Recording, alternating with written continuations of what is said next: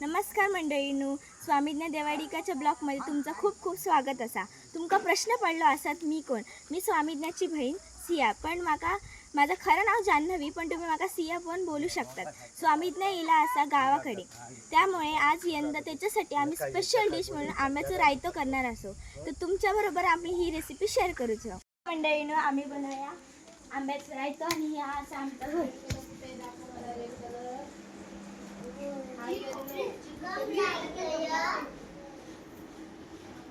तर आंब्याचं रायतो बनवणारा माझी मावशी. तर हे आंबे रायत्याचे हे वाफवून घेतलेले असत. हे आम्ही वाफवून घेतलेले असत आणि ह्या त्याचा वाटप जाता आम्ही करतलो. ह्या असा ओला खोबरा, सुकी मिरची, कोथिंबीर, आले लसूण, कढीपत्तो, धने आणि ह्या गूळ व्हायचा.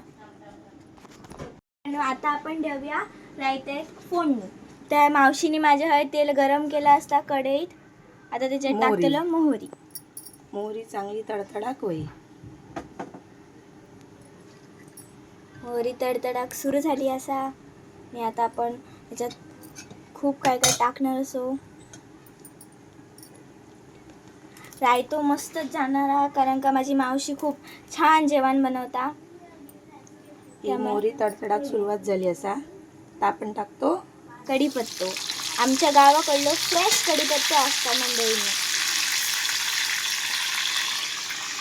किंचितशी हळद टाकतो. आता मोहरी हळद टाकलेली आहे.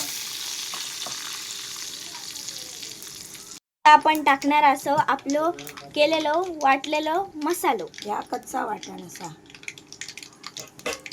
आपला सगळा तडतडलेला असा बऱ्यापैकी. आणि आता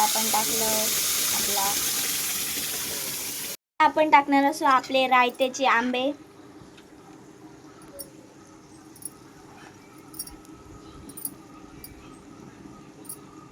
रायत्याचे आंबे माझी मावशी टाकत असा. तुम्ही बघू शकतात किती छान असं रंग इलेलं असा रायत्यात. आणि ह्यो अप्रतिमच लागता चवीक. आमच्याकडे दरवर्षी रायत्याचो आंबो बनता मे महिन्यात. व्हायचो गुळ चवीक. आता आपण घालतलो वरून चवीप्रमाणे मीठ आणि त्याच्यानंतर कोथिंबीर. असं वाटतं आताच खाईनसारख्या इतक्या मस्त झालेला असा. बऱ्यापैकी शिजान देत आणि मग नंतर खाऊक तयार होतो आपलो रायतो. बरं दिसता मा काय रंग इलो हा. आणि चवेक तर मग अप्रतिमच लागतलो होय मा. होईत.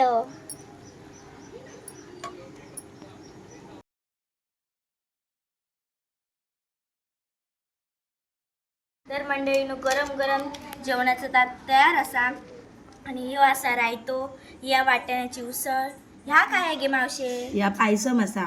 ह्या असा पायसम, हे असा चपाती आणि ह्यो असा इंद्रायणी भात. तर आता आपण बघूया कसा झाला तर बघ आणि सांग माका जरा चव कशी आती. पहिलो रायतो खात एकदम अप्रतिम झालो असा. माका रायतो खूप आवडता. मी तर अजून खातो. बरं लागता.